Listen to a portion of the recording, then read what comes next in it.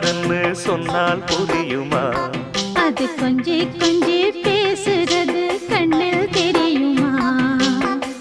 உலகே அழிஞ்சாலும் உன் உருவம் அழியாதே. உயிரே பிரிஞ்சாலும் உறவேதும் பிரியாதே.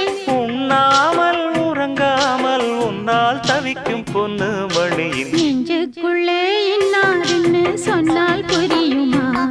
அது கொஞ்சி கொஞ்சி